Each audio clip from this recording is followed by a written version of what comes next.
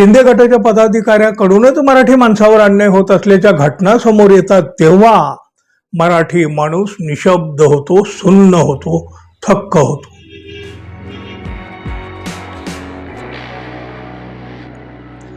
मित्र हो, नमस्कार.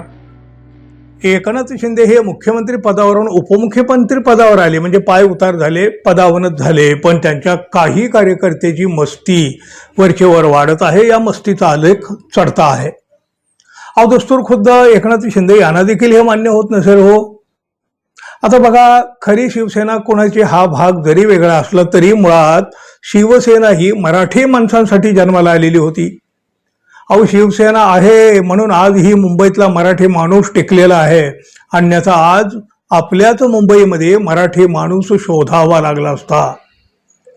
पण आता एकनाथ शिंदे यांच्या शिवसेनेचं नाव घेऊन मराठी माणसालाच जगणं अवघड करणारी काही मंडळी अलीकडच्या काळामध्ये उदयाला आलेली दिसतात.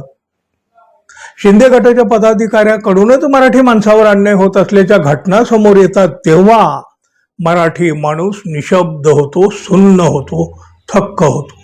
कांदिवलीतल्या एका विभाग प्रमुखाने एका मराठी वृद्ध माणसाचं दुकान बळकावलं आणि तिथं शिंदे गटाच्या शिवसेनेचं मध्यवर्ती कार्यालय थाटलं.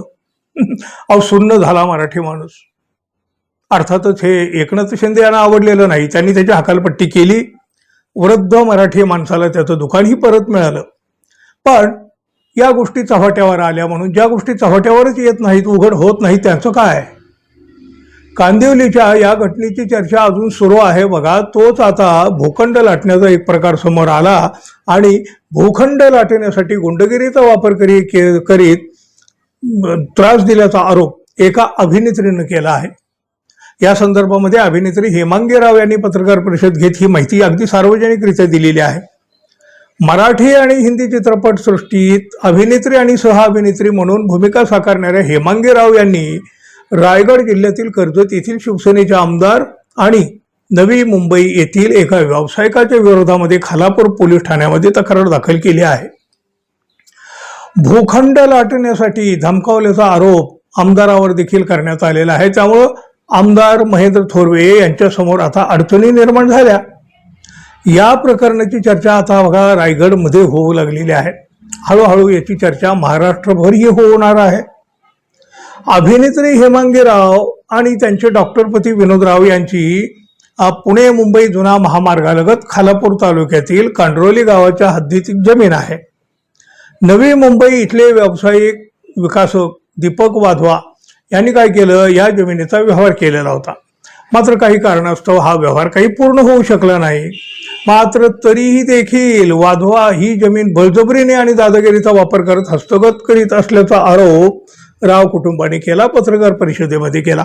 आता जमीन जबरदस्तीनं बळकावण्यासाठी वाधवा यांना आमदार महेंद्र थोरवे हे मदत करीत आम्हाला धमकावत आहेत असा आरोप देखील या अभिनेत्रींनी पोलिसात दाखल केलेल्या तक्रारी अर्जात केलेला आहे. पत्रकार परिषदेमध्ये या अभिनेत्रीने अनेक गंभीर स्वरूपाचे आरोप देखील केलेले आहेत. म्हणजे बघा, 4 वेळा पोलिसात तक्रार करूनही, तब्बल 4 वेळा पोलिसात तक्रार करूनही पोलीस दखल घेत नाहीत. अर्थात आता हे पोलीस बिचारे, त्यांना कोणाचे आदेश येतात, कोणाचे फोन येतात, सत्तेपुढे शहाणपण चालत नाही. पोलीस तरी बिचारे करणार काय हो. पण पोलिसांनी काही त्यांची फारशी दखल घेतली नाही असा त्यांचा आरोप आहे. त्यामुळं पोलिसांच्या कार्यप्रणालीबाबत देखील अभिनेत्रींनी प्रश्नचिन्ह निर्माण केलं. या प्रकरणी थेट मुख्यमंत्री देवेंद्र फडणवीस आणि उपमुख्यमंत्री एकनाथ शिंदे यांच्याकडेही तक्रार करण्यात आली आहे असं देखील या अभिनेत्रींनी सांगितलं आहे. त्यामुळे एकनाथ शिंदे यांची आणि त्यांच्या गटाची ही प्रतिमा मलिन तर होत आहे. जो कार्यकर्त्यामुळे काय घडतं बीडचं पाहिलं आपण. आता बघा, कोण आवरणार हो याला.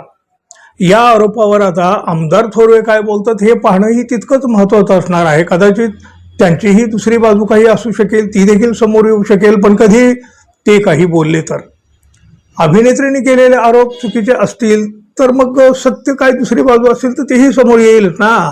पण हे आरोप खरे असतील तर काय, तुम्ही सांगा मित्रांनो.